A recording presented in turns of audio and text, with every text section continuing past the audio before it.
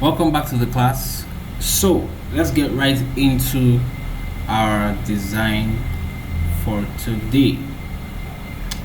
Okay, so I'm going to be bringing in our image. I'm just going to go ahead and open up that PSD file for the image that we were working on earlier from my history, so I can see, you can see this option here that says open recent. So Photoshop remembers the past projects that you've worked on. So Photoshop remembers, so you can see clear recent file list. So yeah, so you can just go ahead and click the file so that you can have that open. Alternatively, you can go ahead and click Ctrl O, meaning to open a file, and all you need to do is to look for that file, the PSD file you want to work on your desktop, so that you can just go ahead and get to work. Okay, so I'll choose it from here so we can have that open. So remember I told you about converting to a smart object and preserving pixel information. So let's go ahead and convert this image to a smart object. You saw what I did right now. I left clicked, and then you see that this long list came out. So I just went ahead and clicked convert to smart object. So I'm going to hold this down with my mouse, right click, and I'm going to drag it all the way into this second document. Take note, I did not click any other thing. I just selected the document, the image, and dragged it all the way into the new document. All right. Now, something important I need you to know. You notice that I could easily select the layer that I want to work on without necessarily coming to the layer panel to choose. Okay, so the reason why that is possible is because of this button I checked here. It says auto select, and you can see this option here saying group or layer. So basically what that is telling you, Photoshop is asking you to set your cursor such that when you click on a group, it will select everything in that group and move them together, transform them together without having to break them apart, basically. And if I should drop this down to layer, what I'm telling Photoshop is select the layer, the individual layer. So even if I had a group, I'll give you an instance. Let's assume that these three objects are in a group. Right? Let's assume that they are in a group, and I just went ahead and created a group. Photoshop will only select the layer for the particular image I click on. So watch this. This is what has happened. It opened the group and selected the layer. But if I tell Photoshop to auto select groups, it will do two things. It will enable selection of layers and also selection of groups, but then it will not go into a group to select a layer. Let me show you how that works. Now I've clicked on this image, the same image I clicked on before, but Photoshop did not select the image because it will not go into the group to select the image anymore. Why? Because I set it to auto select group. So it is the group that is housing these three images it's going to select, and if I try to move it, everything is going to move together. Can you see that movement? Everything will move together, compared to having only a single layer selected and only that object moves. Can you see that? That happened because I simply changed that setting back to layer. So this is something you must do, because a lot of you, when you're starting out with Photoshop, and even some people who already use Photoshop, have a tough time working with the layers and groups. So this is one of the ways that you can solve your problem and make life easy for yourself, basically. And then sometimes you see this a box. I've selected this layer right now, but there's no box, there's no bounding box. It's called a bounding box or a transform box, right? Now let me show you how it looks like.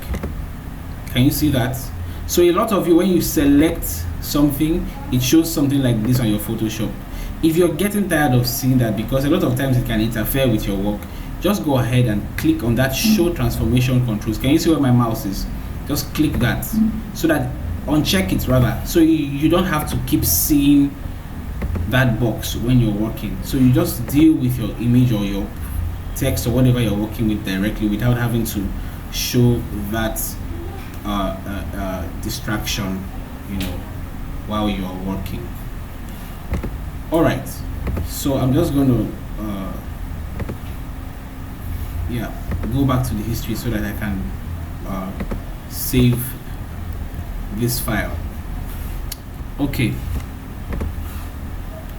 so I'm going to close the initial document right now and just keep working with this. So the next step of what I'm going to do, next step is to save this document so that when I start working, I will not lose the files I'm working on in case my Photoshop decides to crash or my laptop battery runs down and goes off and things like that. So I'll just go ahead and save, and while I'm working I'll be saving as well. So for you to save a file, we all know this one, Control S, right? Good. So you can do Control S very easily to save. You can also come to File and click on Save to save a document. Great. So I'm just going to go ahead and click Control S. Now I'm going to save this to desktop, to my desktop. You can choose anywhere you want to save it, anywhere you want to save it. So I'm just going to call this spec birthday poster, right? Okay, so here we go.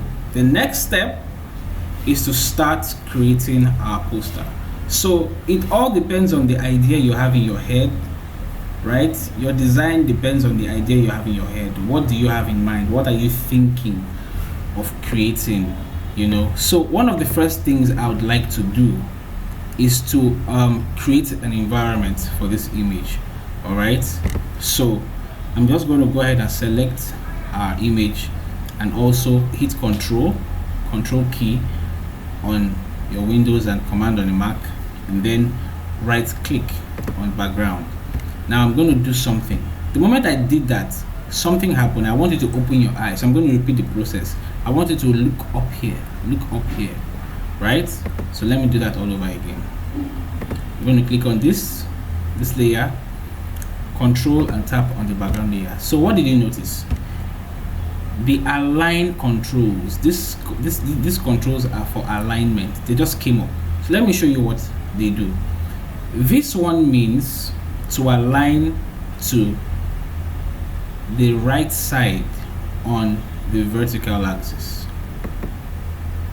Can you see that? This is the vertical axis, right, all the way top to down, what we call the y-axis for those of us who did mathematics. And this is the x-axis or the horizontal axis, right? So you need to have that in mind when you're working with Photoshop. Great. So we're going to now test the transformation control. So I just want to show you how this works.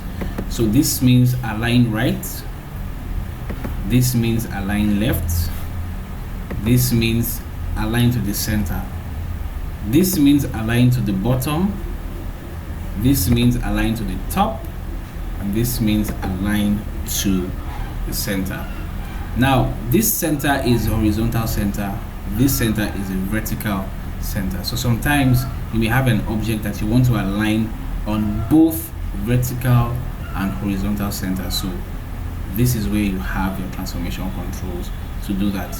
Remember that when you want to align an object, all right, this is very important, because I've seen cases where people want to align and they're like, I can't find the control anymore, I don't know what to do, I don't know how to align it anymore, and they're clicking the layer, I'm clicking the layer, and nothing's happening.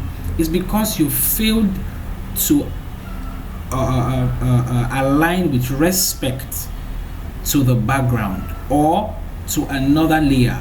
When you want to perform an alignment, more than one layer has to be achieved, or rather has to be selected for the alignment to happen. More than one layer has to be selected for alignment to happen. Very, very important. All right, so let's get to it. So what I want to do here is to align to the bottom. Great, that's done. So the next thing I'm going to do now is to start creating the background, basically the layout for the image. You know, what colors do I want to bring into play here? You know, what kind of text am I going to bring into play? Since this is someone's birthday, it has to have some life in it. It has to feel good, look nice, you know, but I also want to keep it simple, basically. So yeah, so we're going to get right into it in the next video. So keep watching, stay tuned to the class. Thank you.